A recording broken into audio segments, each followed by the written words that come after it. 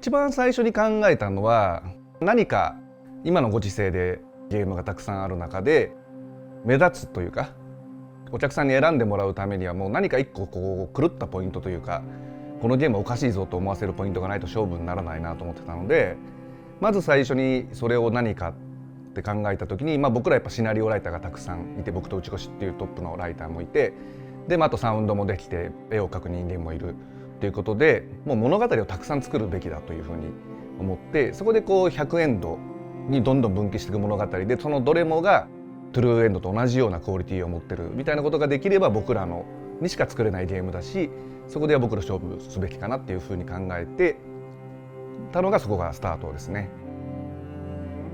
僕はまず主軸というか、自分の物語の最初から最後までを全部書いて、そこで遊ばせたいゲームとかのアイデアを全部書いて、ここで分岐してほしいっていうポイントだけ書いて、もうあとはもう内越に任せたって感じで、そこからもう完全に分業で、僕もそのどういう分岐をしてどういう物語になっていくのか全く最後テストプレイするまで知らず、もうそこはもう内越の真骨頂ではあるんで、もうそこは信じて彼の好きなようにというか面白いようにやってくれっていうふうにお願いしましたね。まず最初に100日の物語でやりたいっていう小高の話があって、で100個のエンディングを用意したらいいと小高が言っていたので、それを聞いた瞬間にこいつ頭おかしいんじゃないかなと思って、しかもその一つ一つの分岐が全部意味を持っていなきゃいけなくて、単純なバッドエンドじゃなくて全てが本当に新ルートメインルートみたいな感じで、どのエンディングにたどり着いたとしてもこれが本当に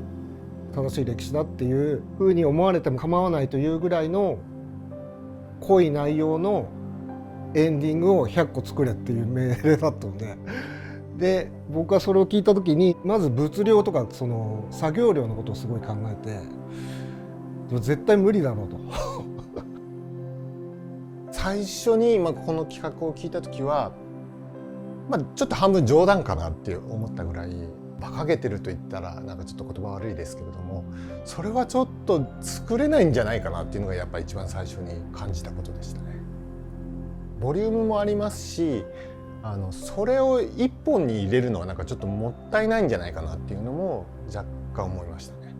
壮大な物語だったらもう1とか2とか3とか分けて出してもいいんじゃないのかなっていうのはちょっと思いましたね。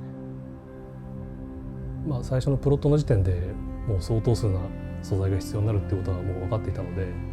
これをどうやって実現するかっていうことに対してはすごく悩みましたね。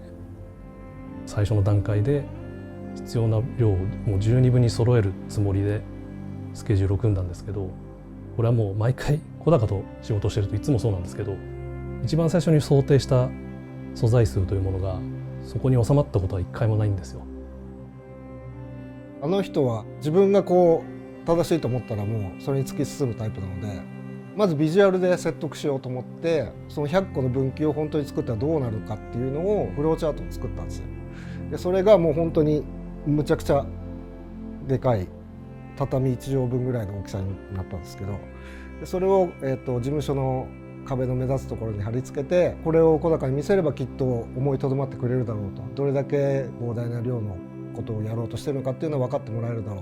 と、その壁にフローチャートを貼ったんですけど、それを見て小高は逆に満足そうな笑みを浮かべて、これが僕のやりたかったことだと。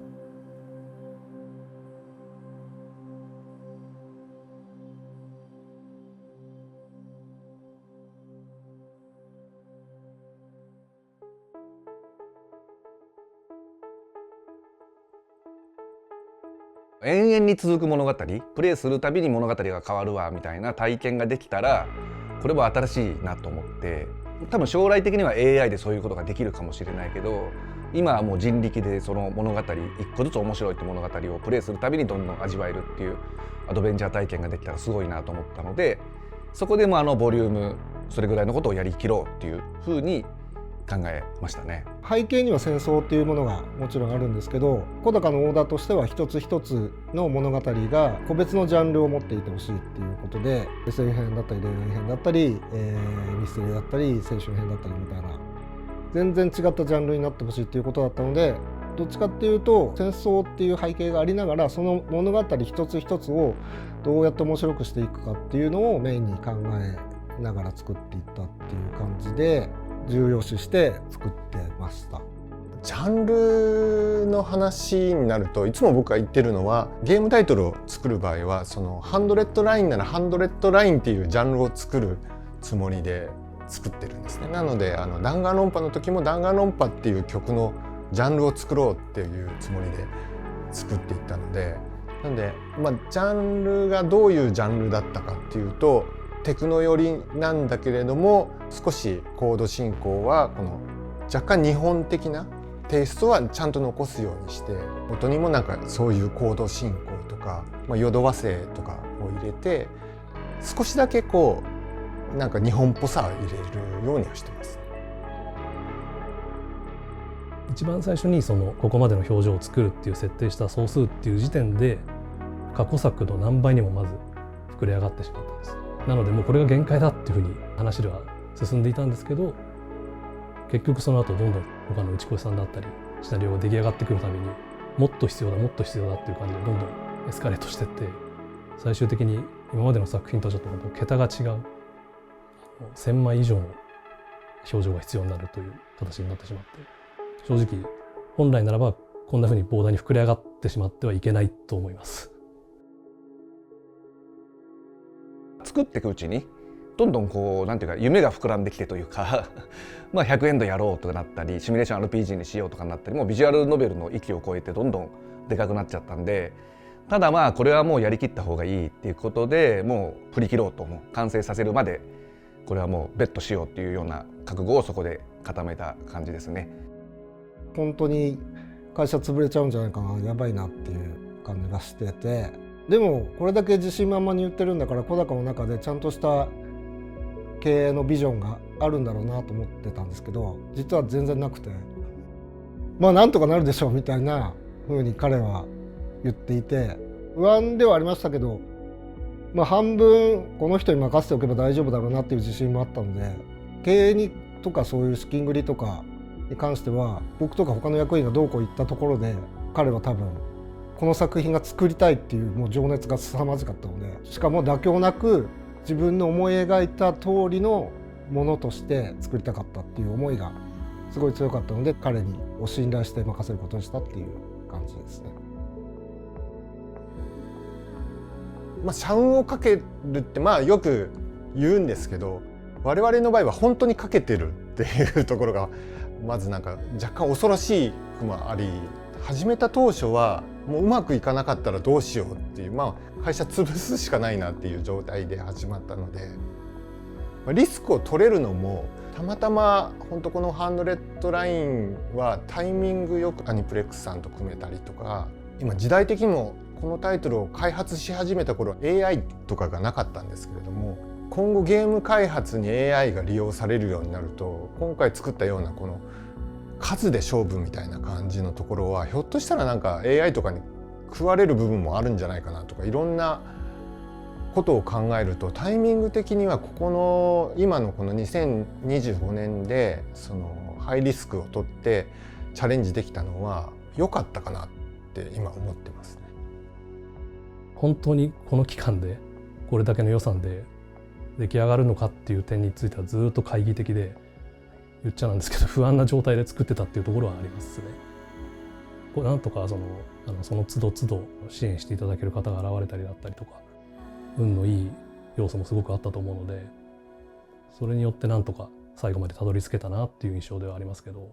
なので本当にもう奇跡的によくできたなという印象です。二度とこんな物量のタイトルは作れないと思っているっていうのもありますし、今後多分他のタイトルとかでもゲーム作りには AI を使っていくっていうのは欠かせなくなっていくと思うんですけど、今回のタイトルについては物語グラフィックもそうですけど AI を使わずに作ったタイトルなので、ゲームの歴史の中で多分自分の人間の力だけで作ったゲームという意味では結構最後の大作になるんじゃないかなと思っていて、そういうタイトルに携われてすごく誇りにも思ってますし、すごい自信にもつながっているかなと思います。少なくとも小高がやりたかったことのある一つの到達点みたいなものにはなったんじゃないでしょうか。自分にとっては、いつも以上に必死で取り組んだ作品という認識ですかね。東京内の総力を挙げて作ったものではあると思うので、集大成であることは間違いないと思います。もう全てをかけるってつもりでこの作品に本当お金も時間も人生も注いできて、情熱も注いできたんで、正直もう次のことどうするっていうのは全然考えられてなくて、シンプルにこの作品を作るために結構借金はしたので、もうまずこの作品で借金が返せるかどうか、そこがもうそもそも会社続けられるかどうかの